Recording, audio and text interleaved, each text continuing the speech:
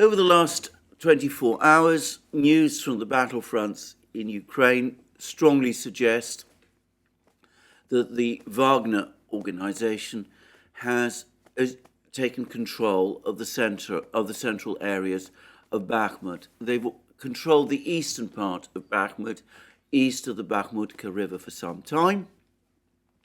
They captured the Azom plant in the north about a week ago, and it now looks as if they have captured the central district of Bakhmut as well. The place where I'm going to make a guess, some of the largest apartment buildings and structures in Bakhmut, which have proved so difficult to capture, are probably situated.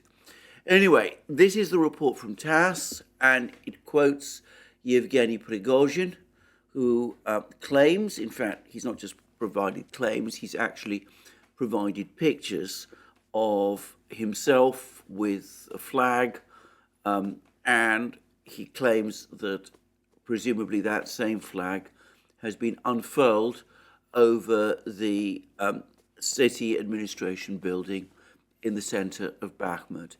And this is what TASS reports him as saying. And I should say this comes originally from his own Telegram channel. April 2nd, 2300 hours precisely. Behind me is the building of the city administration. The Russian flag is for Vladlen Tatarsky. I'm going to come to a discussion of Vladlen Tatarsky, a Russian military reporter who has just been assassinated in St. Petersburg. I will come and discuss that later in this program. Anyway, going back to what Prigozhin said, this flag is for Vladlen Tatarsky. In grateful memory is written on this flag. Technically, we have captured Bakhmut. Now, notice that he uses the word technically. He is not suggesting that there are no Ukrainian troops in Bakhmut. He's not saying that the entirety of Bakhmut is under Russian control or the Wagner organization's control. Now, I've seen some translations saying that Prigozhin said that Bakhmut is in a legal sense under Russian control with the raising of this flag over the city administration building. The TASS translation, which may be editing a little Prigozhin's words, says that the Russians have technically captured Bakhmut. But as I said, he does allow for the fact that there is still fighting going on in the city. And we've also had another report, also from TASS, which confirms that fighting is still going on in the city. This is from Denis Pushilin, and he said TASS reports him as having said to Rossiya 24 television, the enemy has not received a corresponding order yet to withdraw from Bakhmut, because it's Artyomovsk. Accordingly, no escape or planned withdrawal of the Ukrainian regime's troops from Artyomovsk is observed. In other words, the Ukrainians are still hanging on, though there's some suggestions, we'll come to that in a moment again, that they've been pushed back to the western districts of this actually relatively small town. And to discuss what's being said from the Ukrainian side, there's an account from the Guardian newspaper, and it quotes, it provides a quotation. Actually, this was given to Reuters by Sergei Cheravati, who is said to be a spokesman of Ukraine's Eastern Military Command. And Sergei Cheravati says, Bakhmut is Ukrainian and they have not captured anything and are very far from doing that, to put it mildly. So that implies that but it doesn't actually specifically deny that Prigozhin's claim that the city administration building has been captured is untrue. And The Guardian goes on to say, there was no indication from Ukrainian officials that Bakhmut had fallen into Russian hands, and Prigozhin has previously made claims about Wagner's military progress in the city that were premature. The last, by the way, is, so far as I'm aware, not true. I do not remember a single occasion in which Prigozhin has come forward and claimed that his forces, the Wagner forces, have captured territory which turned out to be wrong. I have no recollection of anything like that ever happening.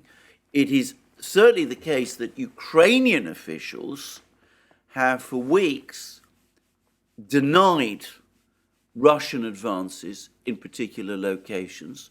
It took them weeks, for example, to finally admit to the loss of Soledar. And of course, recently, the Kiev Independent, whilst discussing the fighting in Avdiivka, effectively said as much. It said that Ukraine very rarely confirms, or is often very slow to confirm, that a particular location has been captured, and that sometimes, was captured by the Russians, and that sometimes this kind of confirmation is only provided indirectly when the Ukrainian military speak of fighting going on in a place which would only have been reached by the Russians if they had previously captured another place which Ukraine had previously been defending. But also, I have to point out that The Guardian is being a little bit mischievous here because, as I said, it says that there's no indication from Ukrainian officials that Bakhmut had fallen into Russian hands, but that's not in fact what Prigozhin is claiming. Prigozhin is claiming that his troops have captured the city administration building, that they've unfurled their flag there. Perhaps they control the center of Bakhmut. It seems likely that they do, but he's not saying, and has been careful not to say, that the entire town is under Russian control and that there are no Ukrainian troops there. Now, there's been other reports from other Ukrainian sources. There's War Mapper, which provides maps from a Ukrainian perspective of the state of the fighting, and they do seem to suggest, they do appear to confirm that the city administration building in Bakhmut has indeed been captured by the Russians. But then I would say that I don't know where exactly they're getting this report from. It may be that they're simply taking it from what Prigozhin is saying and from the video that he's accompanied. But there's also been a more detailed report from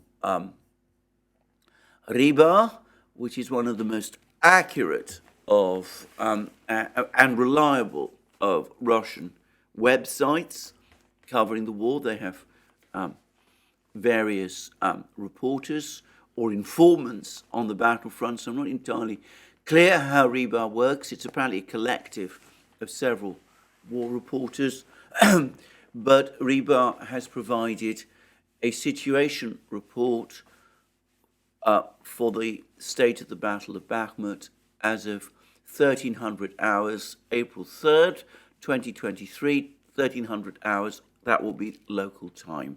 In other words, local time in Bakhmut. And it says this: in the north of Bakhmut, assault detachments of the Wagner organization continue to advance in the Silistya area to the south of the city.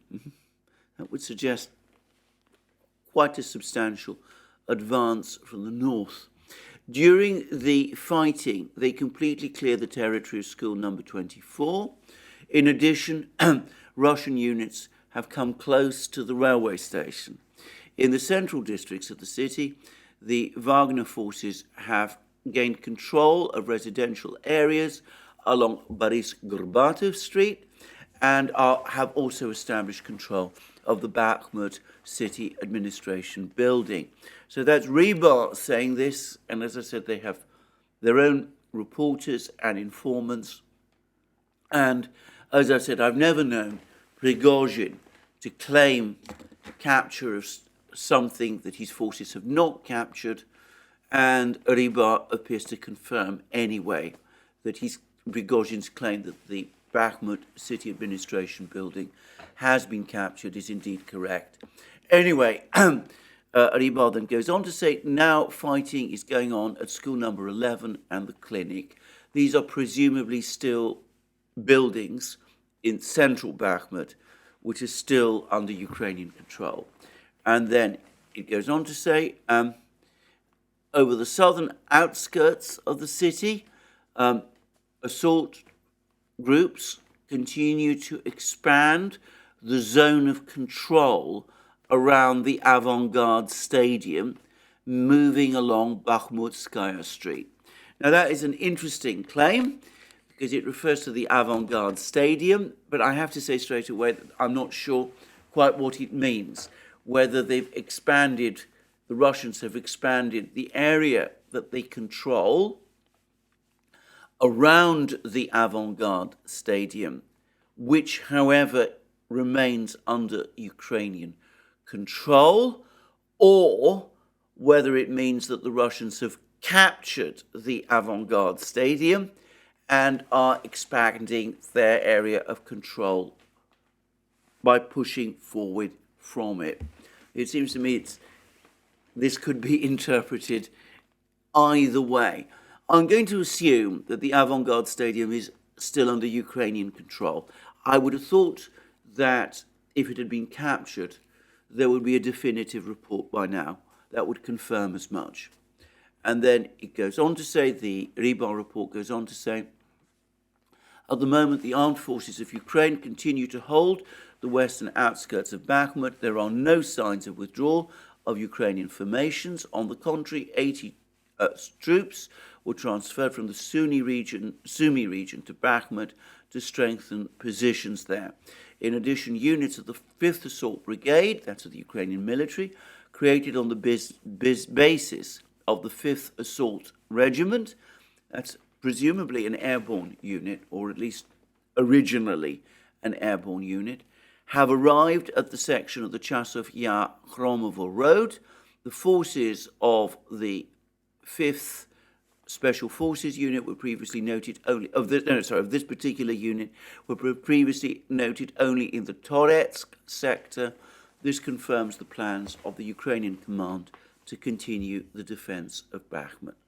So, clear evidence that the Russians are now making significant progress in Bakhmut. They've captured the city administration building. Prigozhin says it. Rebar says it. The official that was quoted by The Guardian, Sergei Cherevati, Ukrainian official, doesn't specifically deny it. It's likely that the central areas of Bakhmut have been largely, or perhaps even entirely, captured by the Russians, though there do seem to be some holdouts there. Ukrainian troops have been pushed to the western outskirts of the town, but fighting nonetheless goes on, and the Ukrainians continue to put up a resistance, and it's clear that for the moment it is an organized resistance. By the way, there were also some comments about the fighting in Bakhmut from no less a person than President Zelensky. And President Zelensky, in his nightly address yesterday, said that I'm grateful to our warriors who are fighting near Avdiivka, Marinka, near Bakhmut, especially Bakhmut. It's especially hot there today. And he didn't provide any explanation of what he means by that. But I'm not even sure that I like that kind of comment. But anyway, it looks as if the tone of the comment, or so it seems to me, suggests a very difficult situation for Ukrainian troops in Bakhmut. So quite a lot going on, and we'll see what goes on over the next couple of days.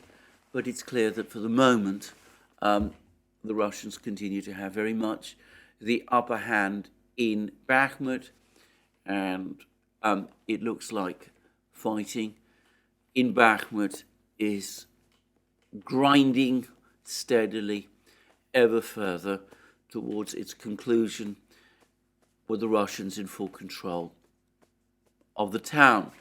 Now, I say that we still got all those reports about all those Ukrainian forces concentrated around Bakhmut. There have been rumors, reports, speculations about a Ukrainian counterattack in Bakhmut, either to retake all the lost territory in and around the town or to break the effective siege that the Russians have established in the town. But so far, there's no sign of this counterattack. The Ukrainians seem instead to be focusing principally on trying to keep some kind of opening to Bakhmut from the west. They're still resisting, apparently, in Ivanivska, despite the fact that there were reports yesterday of a heavy Russian assault on this particular village, which sits astride one of the roads leading into Bakhmut. There was an earlier report which says that the Ukraine has actually positioned 3 brigades in Ivanivska, which gives a sense of how much importance Ukraine gives to control of this particular village. But despite all of that, despite the fact that the Ukrainians are putting up all this resistance, it seems that the Russians, as I said, are gradually pushing through the town. They've either now fully captured or will shortly have fully captured the entire central area of Bakhmut. They will at that point, I presume, control around, 80% of the town, and Ukraine will still be holding out in some areas in the west, but as I said, it's increasingly looking as if the fighting in Bakhmut is going the Russians' way. And there have been more reports, by the way, about fighting in other places. There's been fighting apparently intensifying in Marinka. Marinka is part of the Marinka-Vuhledar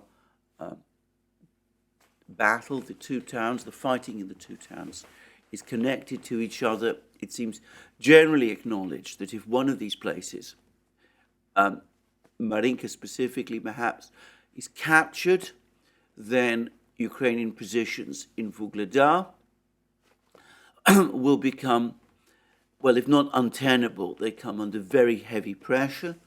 Whereas if Vuhledar is captured, then Ukrainian resistance at Marinka will become unsustainable because Ukraine sends its supplies to Marinka via Vuhledar.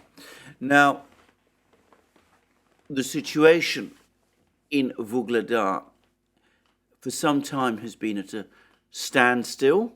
The Russians made a big push on Vuhledar in January, but they were unable to storm the town, which is easily defended. It's got very high buildings, a little bit like Bakhmut. So they seem to have focused instead on Marinka. And as I said, there's been intense fighting going on in Marinka for months. And I recall that at one point back in the autumn, the Russians even claimed that they'd captured the place, which turned out to be premature. But anyway, regardless of that, there seems to have been another major advance by the Russians, or major push by the Russians in Marinka. And I get the impression that the extent of Ukrainian control in Marinka is now reducing to what might very well become, before very long, unsustainable levels. Now, if Marinka falls, as I said, Ukraine's position in Vuhledar becomes very difficult. Now, I should say that in this part of the battlefronts, there's been a rotation of Russian commanders. The previous long-standing Russian commander in this area, General Muratov, has been relieved and has been replaced by a new commander who's apparently a rather straightforward character, apparently popular with the soldiers. He might have been brought in because there was feelings that General Muratov bungled the capture of Vuhledar in January, and that it was time for somebody to come in and bring a fresh mind to the matter. I would say that Muratov has previously had a pretty good reputation. He was apparently a rather effective commander of the peacekeeping forces in the southern Caucasus, in the Azerbaijan-Armenia conflict area. But apparently in this particular battle, he's proved less successful. And it may be that this latest advance in Marinka is in some way connected to rotation of commanders. And there's been Russian missile strikes on Konstantinovka, another town in this general area, not far from Bakhmut, in fact, about 27 kilometers away from Bakhmut. And there's also accumulating reports now of more and more Russian airstrikes carried out principally by Sukhoi 34 bombers. And they seem to be launching these very big, very powerful, precision-guided, gliding bombs on various positions, targeting and seeking to destroy Ukrainian defense lines. Now, I should say Brian Beletic at the New Atlas has done a very interesting video discussing the effectiveness of these gliding bombs, 1,500 kilo bombs. So these are very, very big bombs. You imagine a 1,500 kilo bomb is going to pack far more explosive than a shell launched, a single shell from a tubed artillery piece can do. And of course, some months ago, I had a very interesting email. In fact, it was actually a series of emails from an Indian viewer, a viewer from India who served in the Indian military, but who's also got very extensive background in engineering and technology issues, extremely extensive, who pointed out to me that if you really want to break fortified positions quickly, the best way to do it is with gravity bombs. They're much bigger, they make a far bigger explosive charge, they will strike fortifications where they're most vulnerable, and that the fact that the Russians have been deterred from using their air force to bomb Ukrainian fortifications because of the very extensive air defense system that Ukraine inherited from the Soviet Union, that has been a major factor in slowing the Russian advance in the war, and is the single most important reason why the Russians have had to fight it in this very incremental, attritional way.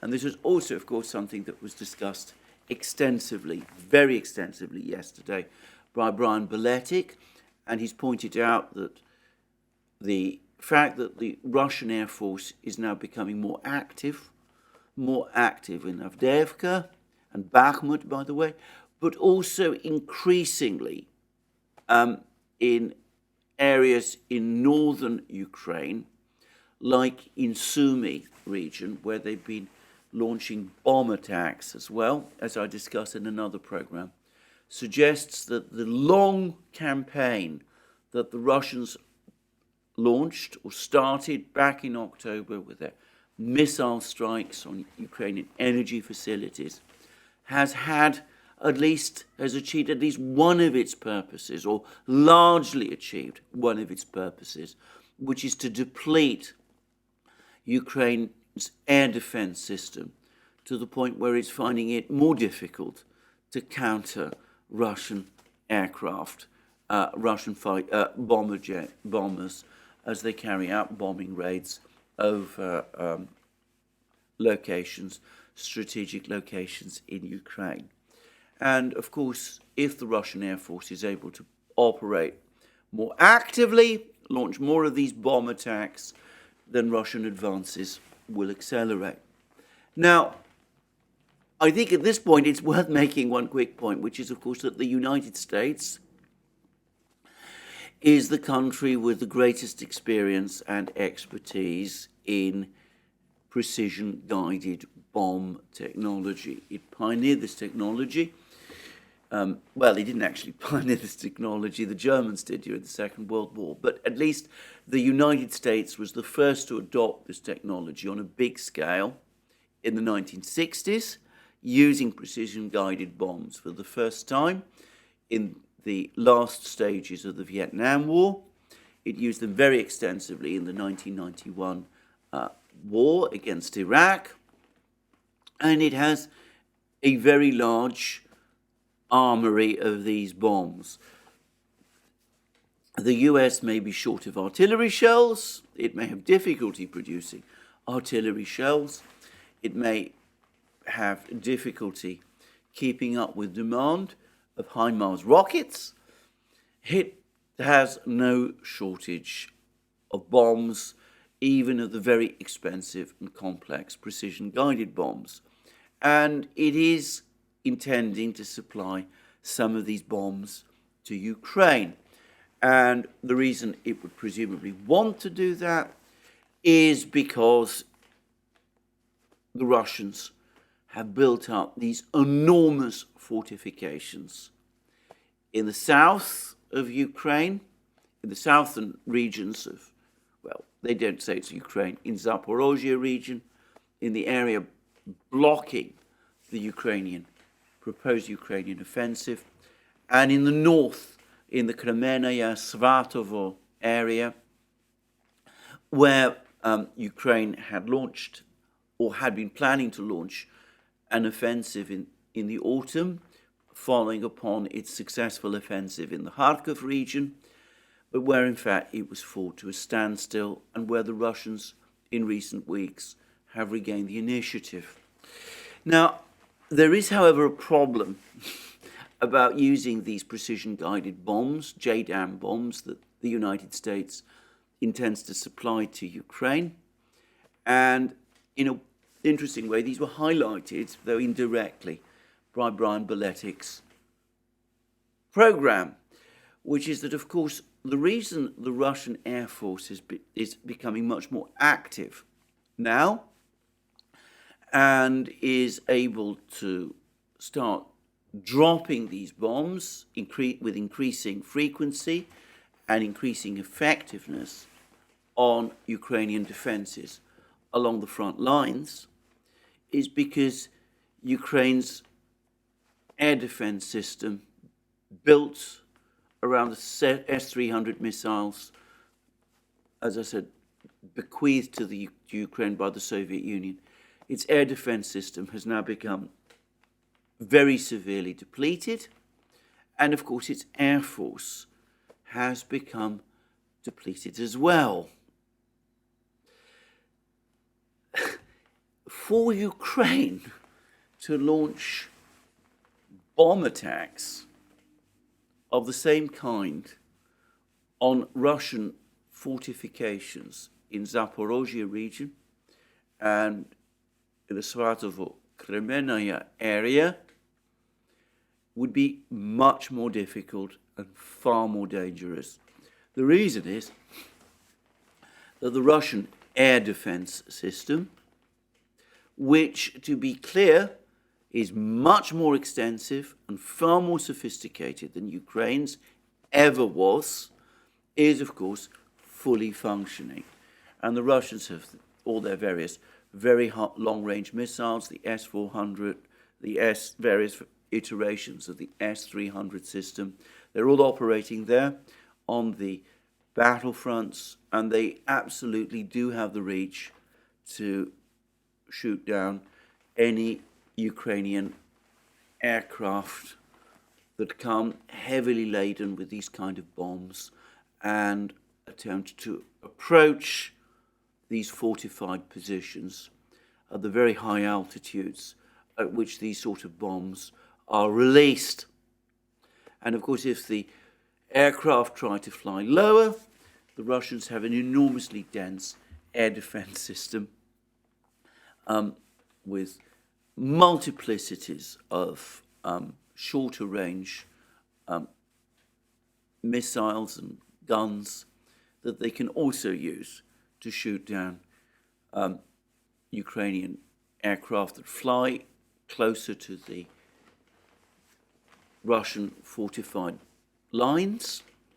And again, this is immeasurably more dense than anything that Ukraine has or which the West can supply to Ukraine. And of course, and this is not to overlook the fact that Russia also operates a far more powerful air force than Ukraine. Many of these Russian fighter jets, like the Sukhoi 35, the Sukhoi 57, and the MiG-31, have very long range, extremely long range air-to-air missiles. They have been used very effectively to shoot down Ukrainian aircraft. To be frank, I think it would be exceptionally difficult for the Ukrainians to reproduce what the Russians are now starting to do, and to use precision-guided bombs to attack Russian fortified lines. Anyway, that's the situation on the battlefronts. Yesterday, the big news in Russia was not the raising of the flag over the city administration building in Bakhmut.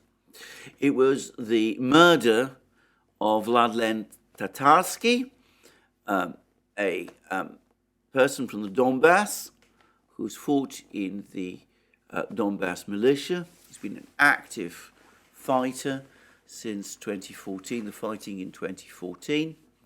And he's also been, well, the Western media calls him a blogger. The Ukrainians and some parts of the Western media called him a propagandist. I would call him a war reporter. I've read his reports from time to time. Obviously, they reflect his very passionate loyalties to the Donbass cause, which is one reason, by the way, why I've tended to use them less in my own discussions. But anyway, he was a reporter. He did provide his views of what was happening, and of course he was a combatant as well. And he was killed in St. Petersburg, where he was attending an event, and a young woman, who has, by the way, now been arrested, gave him a statuette at this particular event, and the statuette contained a bomb, and the bomb exploded, and he was killed. And importantly, this is a crowded event in a cafe. Quite a few other people were injured as well. Now, I'm going to say straight away, I think this is an appalling act. I think it was a deeply shocking, horrible act of murder in a civilian city. There's no indication, I've never seen any indication that the Russians have ever tried to do anything similar in any city in Ukraine under Ukrainian control. I've never heard of them infiltrating people to try and murder people in that kind of a way. On the battle lines, people, of course, die, and it is a terrible thing. But in the rear, in this fashion, well, I've never known the Russians to do that. Now, this investigation is at its early stages. The young woman who gave the statuette to Tatarsky has been arrested and appears to be cooperating, at least to some extent, with the Russian law enforcement authorities. She comes from a activist background. She attended anti-war rallies in St. Petersburg in February 2022. She belongs, as does her husband, by the way, who is in the West, where he went to avoid the conscription, the mobilization. Anyway, they both belong to a party which has previously provided support to the Russian dissident politician and blogger Alexei Navalny. There's no reason to doubt at all that she has strong, or has had strong, pro-Ukrainian, pro-Western, anti-Putin sympathies. Of that, I don't think there's any doubt at all. But there is serious questions and very great doubts about what her exact role in this murder actually was. And it seems that she agreed, or so she says, to work for a group of people whom she took to be Ukrainian journalists, and they employed her apparently as a courier, amongst other things, and according to what appears to be her account, she delivered this parcel to Mr. Tatarsky, without knowing what it contained, in which case I would say, by the way, she is completely innocent of any crime. Now, I have to say that that is her account, and it is important to not to second guess it at this stage. Let me reiterate, anybody charged with any kind of criminal offence must be presumed innocent until they're proved guilty. And on balance, I have to say, I find her account a plausible one. It's not inconceivable, perhaps, that she did know what she was doing, but it's also, I think, hardly implausible that she was used by whoever it was who was responsible for carrying out this murder. Now, the Western media is full of speculations that this was an internal feud within the Russian political system. Tatarsky is said to be close to Prigozhin, and Prigozhin has had a difficult relationship, to put it mildly, with the Ministry of Defense, the Russian Ministry of Defense, and the Daily Telegraph, for example. One of its reporters, Roland Oliphant, is making some really, I think, quite extraordinary claims that the Russian Defense Ministry might have murdered Tatarsky as some kind of a warning to Prigozhin. I find that an absolutely fantastical idea. I have to say, I haven't seen a scintilla of evidence to support it. I think it is almost certainly, in fact, I'm absolutely sure that it is completely wrong to the point of being absurd. I think that certainly at a time like this, at a time of war, the Russian Ministry of Defense is not going to be organizing the assassination of people who are close to one of Russia's most important commanders, if one can call Prigozhin a commander. At least he certainly plays a pivotal role in the operations of the Wagner Group. I can't imagine that the Russian Defense Ministry would be doing anything of that kind. And for the record, I can't recall an instance when it's been proved that the Russian Ministry of Defense has ever at any time acted in that way.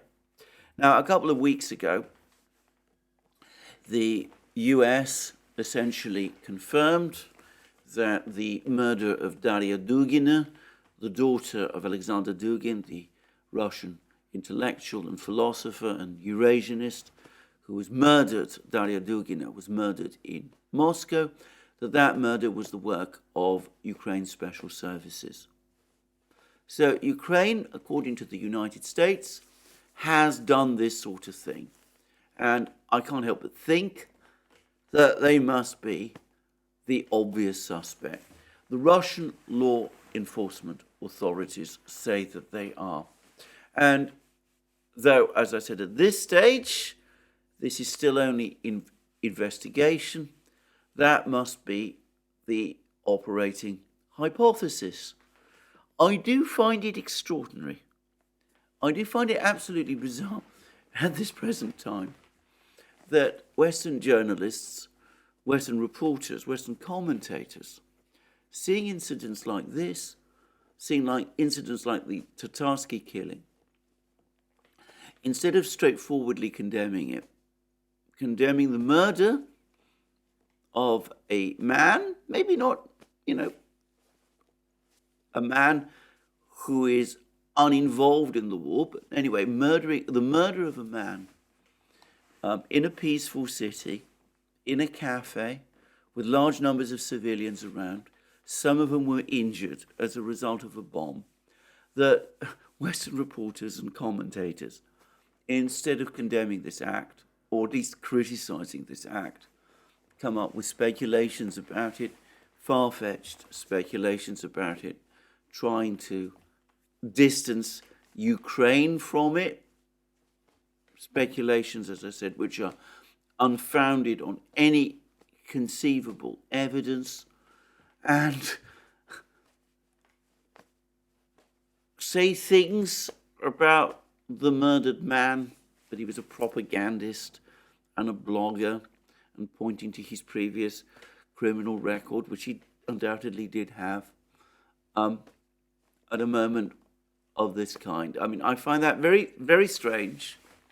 I'm going to choose my words extremely carefully at this point. And I would say that perhaps the people who write in this way should take a step back and think about what they're doing.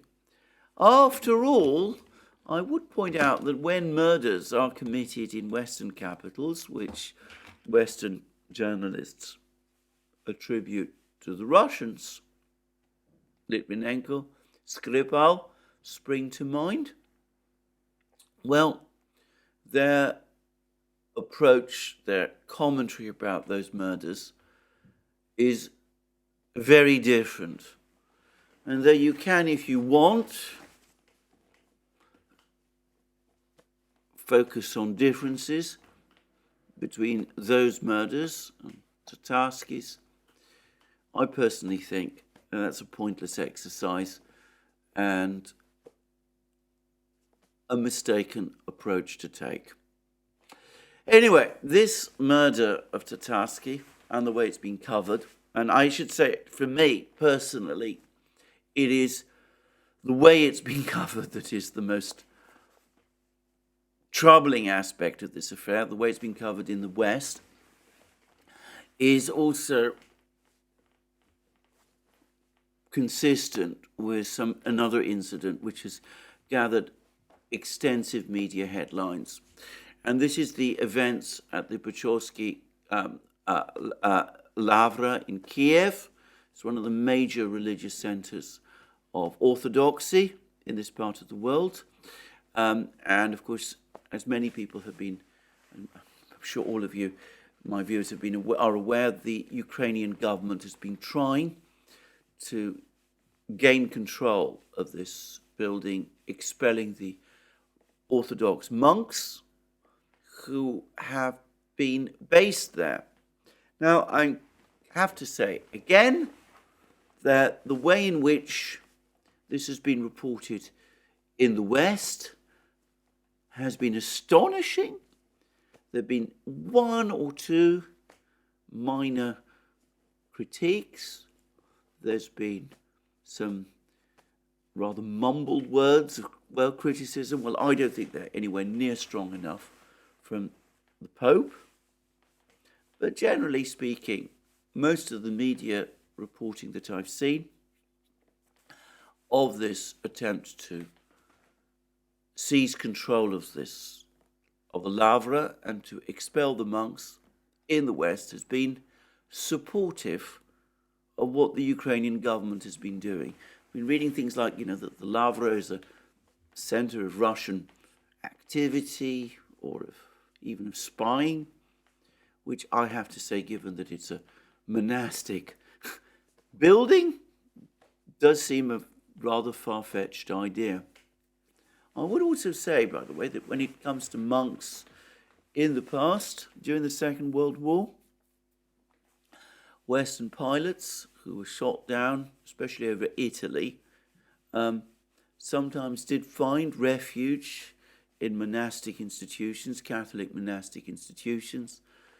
And, well, the fact that they were there was pretty much known to the Italian and German authorities, but they showed some understanding of the fact that it would at least open them to criticism if they entered those monastic institutions, which as a result preserved themselves.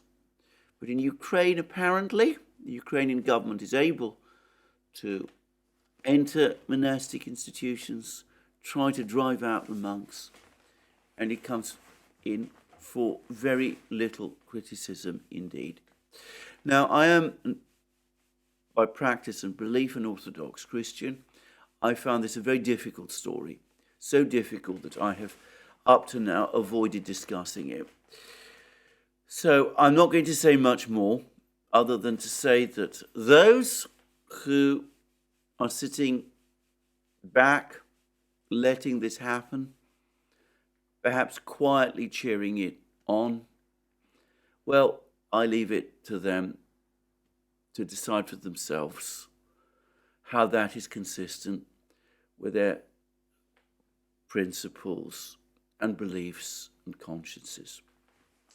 Anyway, let's move on and to talk about other things. Now, there's been a certain amount of news on the economic front. I say a certain amount of news, a very important piece of news, actually, which is that a group of major oil producers, led by Saudi Arabia, have now also announced significant cuts in oil production. Saudi Arabia announced a unilateral cut of oil production of 500,000 barrels a day. Various other Gulf producers have joined, so have some of the Central Asian states. I expect that there will be, before long, a full decision by OPEC backing an earlier decision by Russia also to cut oil production.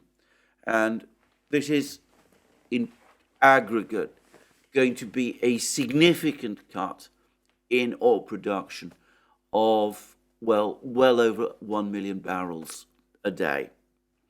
And already it's had an effect on oil prices, which have been pushing upward. Now,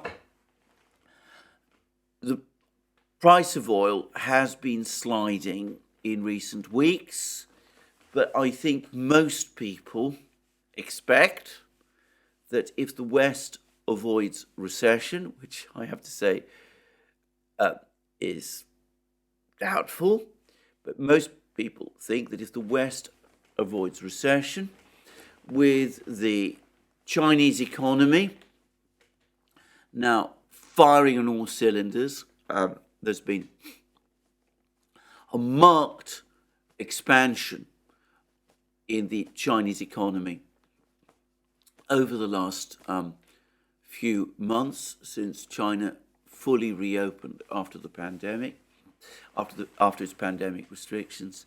Most people have been expecting that oil prices would go up anyway. So why have the Saudis done this?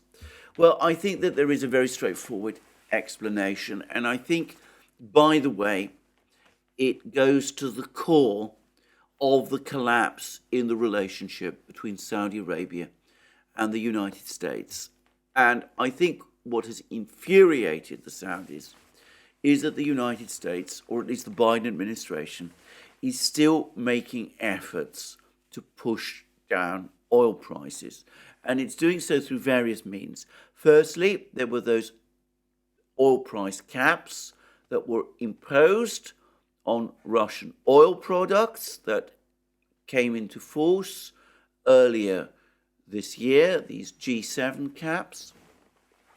And then there were the releases from the United States' strategic reserve, which President Biden has been undertaking ever since oil prices started to rise.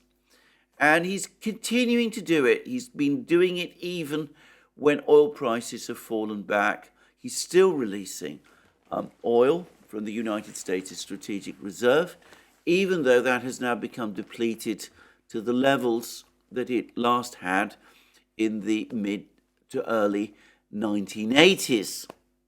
And I think that the Saudis, who are, of course, one of the three major oil producers and also one of the two key oil exporters,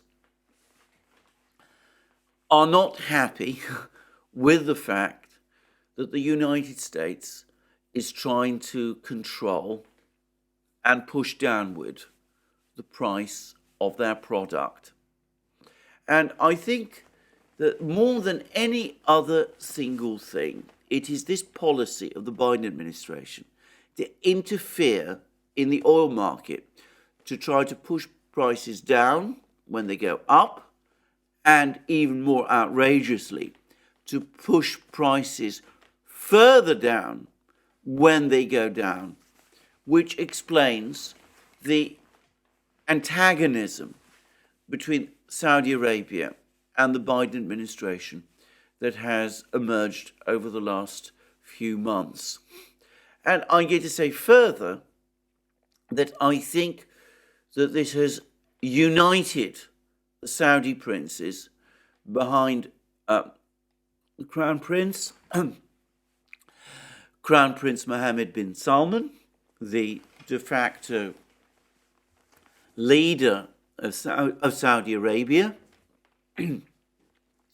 who's not always had an easy relationship with some of the Saudi princes until now, and who also, however, has had his own personal reasons, going back to the Khashoggi affair, of being less than sympathetic to liberal opinion in the United States and to the Biden administration in particular. So it is, again, very extraordinary that the United States, or at least the Biden administration, seems blind to this reality, that they don't seem to grasp that taking this action of trying constantly to push down oil prices is inevitably going to sour the US relationship with its key Arab ally. Its key ally, not just in the Middle East, but historically, going all the way back to the 1970s, in balancing the oil market, keeping oil prices under control, and also buttressing the reserve currency status of the dollar. It's, again, I can't help but think, a further example of the way in which the Biden administration is overwhelmingly focused on two things. Firstly, on trying to hurt Russia by trying to artificially push down oil prices. The Biden administration, I think, continues to believe that Russia is just a gas station masquerading as a country, and that if oil prices fall far enough, that will somehow bankrupt Russia and prevent Russia from continuing its operation in Ukraine. I think that's one obsession. And I think the other obsession is that the United States, the Biden administration, is more than almost any other administration I have known, determined to preserve itself politically, worried very much about the risk of a return to power by the Republicans and indeed by Donald Trump. And as a result, it's anxious to keep oil prices down, even as it continues its sanctions policy against Russia. So I think that in all of this, the administration is showing utter blindness to Saudi concerns. And I think that this is now starting to have a practical effect. We see the Saudis now completing a major package of agreements with China, economic agreements with China. They've agreed to re-establish diplomatic relations with Iran. They let the Chinese broker a rapprochement between themselves and Iran. They are now apparently intending to invite the Syrian president Bashar al-Assad to the next Arab League summit meeting, thereby fully reintegrating Syria into the Arab world. Taking all of these steps, but most importantly, and above all else, they're now increasingly shifting away from their historic position of only selling oil for dollars. So they've done deals with China. Apparently, they're in the process of negotiating a similar huge deal with India. They will sell in India oil in return for payment in rupees. And that's Indian currency, rupees. And of course, the Russians are doing the same. They're selling India oil for rupees. The ruble-rupee trade is now up and running. And of course, with Saudi Arabia gradually integrating itself into the Eurasian system, it's joined the Shanghai Cooperation Organization as a kind of candidate member. It's apparently intending to join the BRICS. I can't help but think that all of these arrangements to accept payments in national currencies are preparatory. They form a transitional phase before the introduction of the BRICS reserve currency, in which the Saudis obviously want to play a role. So all of this is going on, and the Saudis, instead of perhaps being wary of it, as they might have been in former times when they were the US's ally, they're now embracing it. They are actively helping all of these countries, the Chinese, the Russians, the Iranians, all the rest. They're pressing on with helping these countries in setting up this alternative trading and currency architecture independent of and separate from the dollar. And this last decision, as I said, to cut oil production is just another example of this. Now, on the topic of oil, I think that it's now becoming increasingly clear as well that we are looking at essentially a disintegrated oil market. And what's becoming very interesting is that today, another big Asian economy basically announced or confirmed that it was breaking away from the United States in terms of the oil sanctions policy that has been imposed on Russia. And that economy, that country, is Japan. Now, Japan is a member of the G7. As a member of the G7, It was one of the countries that formally agreed to Janet Yellen's oil price cap idea last autumn. I was always skeptical about the viability of the oil price cap. It's clear that it has never had much traction on Asian markets. Japan, which is a major economy in the Asian system, has decided that it has to import oil and gas from Russia. There's no option but to do that in order to sustain its economic viability. And it has informed the United States that it is going to buy oil from Russia above the cap. In other words, it's opted out of the G7 oil price cap. And apparently, the Japanese told the United States that that was what they were going to do. But in order to try to sugar the pill, or soften the blow, if you like, it was agreed that this would be done face-saving, but through a face-saving formula. The United States and the other G7 states would grant Japan a waiver from the oil price cap. Japan would be able to buy oil from Russia above the oil price cap, and the United States and the other G7 states would allow it to do so. Now, what that means is that the other big Asian economy, the three biggest Asian economies are China, India, and Japan.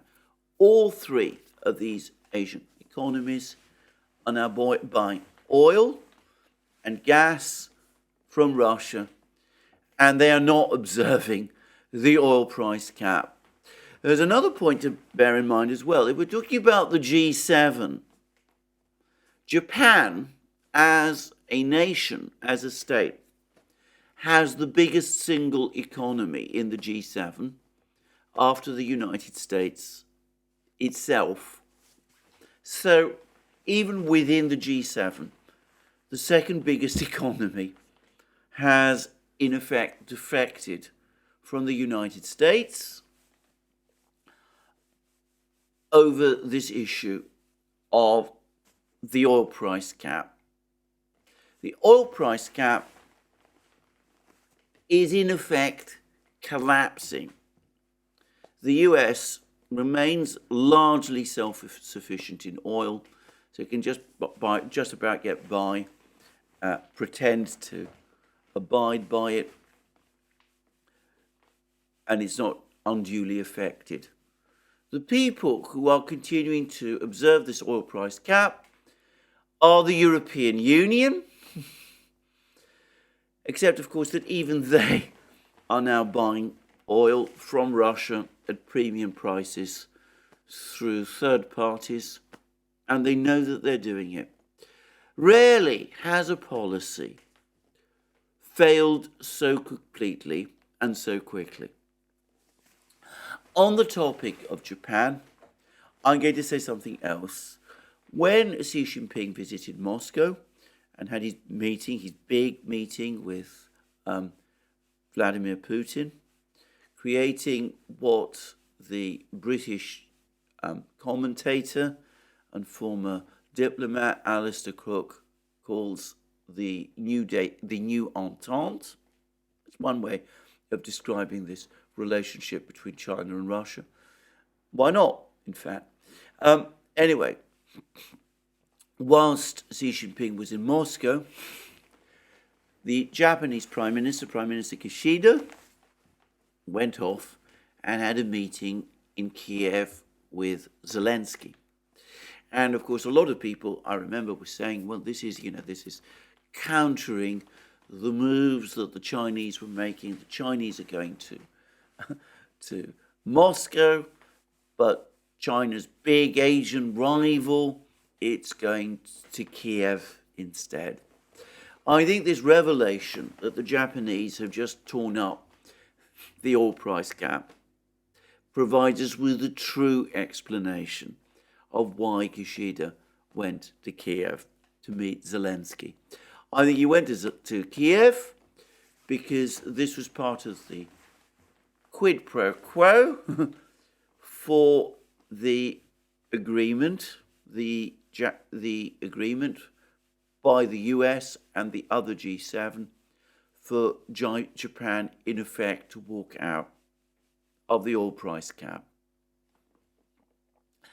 The Japanese said, well, if you let us get out of this cap, we're going to do all kinds of nice things for you. We'll give you more support for Taiwan and all that sort of thing. And we're going to go to Kiev as well. And we're going to meet Zelensky. And we're going to have a meeting there. We'll be there before the cameras. So Xi Jinping will be in Moscow meeting Putin, but we will be in Kiev meeting Zelensky. And I think that was the explanation for that really rather strange visit, which, to be honest, I couldn't really very much make very much sense of. Well, money talks. Sometimes it talks more loudly than words do. Sometimes very much more loudly. And we see that in this particular case, Japan has talked more loudly with its money than it did with its words. Because, of course, even as Japan, as its Prime Minister, went to Kiev, it was agreeing to buy oil from the Russians at a price higher than the oil price cap. I would just say this. Prime Minister Kishida does need to be very careful about visiting Kiev and appearing to get too close to Zelensky. My colleague and friend at the Duran, Alex Christoforou, has coined the expression the Zelensky, or he prefers to say the Elensky curse. Anybody, any political leader who gets too close to President Zelensky, let's say, has a drastically shortened, or appears to have a drastically shortened political life. So we've seen Boris Johnson of Britain, he's no longer Prime Minister. Draghi of Italy has also gone. All sorts of other people have gone as well. And now, of course, the Prime Minister of Finland, Prime Minister Marin, who, of course, was the person who committed Finland 100%, 150% to support for Ukraine, who reversed Finland's historic and once popular and extremely successful policy of neutrality, who reversed and ended Finland's formerly close and even friendly relations with its giant neighbour, Russia. Anyway, Prime Minister Marin has just lost an election in Finland in which she came third. Well, she's apparently still personally popular, and it was a very hard-fought election, and the three parties, of which, as I said, her party came third. Well, if you look at the actual votes, the number and percentage of the votes, they're all very close to each other. So saying that her party came third is perhaps a bit hard. But nonetheless, the fact is, she's not going to be Prime Minister of Finland. And one wonders whether perhaps that's something which others might want to take cognizance of before they get too close to Zelensky in Kiev. One other person might be starting to worry about the same thing, and that is Ursula von der Leyen, the President of the European Commission. Now, I believe she still has some time still as President of the European Commission, but reports were circulating yesterday that she's now decided to move from her office in one building in Brussels to an office in another building in Brussels. She has decided, apparently, to apply for the post of Secretary General of NATO. Now, there's some scepticism about whether she'll get it. The British apparently are unhappy because they feel that she was an utterly incompetent defense minister in Germany who allowed the German military to run down to the deplorable state that it's in. Though it must be said, bad defense minister though she was only the latest in a succession of German defense ministers who've allowed that particular situation to arise.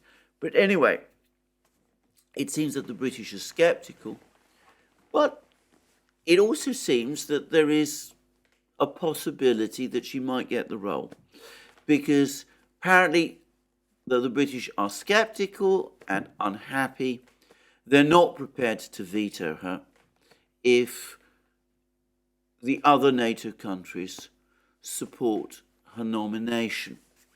And the person who for a while appeared to be the front runner, Chrystia Freeland of Canada, is now said to be, for reasons I don't know and don't understand, but she's said to be unacceptable to the United States. The US has apparently signalled that it doesn't want to see Chrystia Freeland as NATO Secretary General. So it could be that Ursula von der Leyen has concluded that it may be less than a good idea to remain President of the European Commission for much longer. And so she's decided to transfer to the safer post, which is Secretary General of NATO instead. Maybe she too fears the onset of the Zelensky curse and is looking for a bolt hole before it comes. Just guessing. Who's to say? Anyway, that's me for the day. More from me soon. Lots of things obviously going on the Ukrainian battlefronts. No doubt there'll be more information about the Tatarsky murder as well. And in the meantime, all that remains is for me to wish all of you a good day and to remind you that you can find all our videos on our various channels, or platforms rather, Locals, Rumble, BitChute, ODYSEE, Rockfin and Telegram, that you can also support our work by going to Patreon and Subscribestar, links under this video, and by going to our shop and buying the great things that you will find there, our magic mugs, our hats, our hoodies, our t-shirts, our sweatshirts, and all those great things. And last but not least, if you've liked this video, please remember to tick the like button and to check your subscription to this channel. Well, that's me for the day. More from me soon, and have a very good day.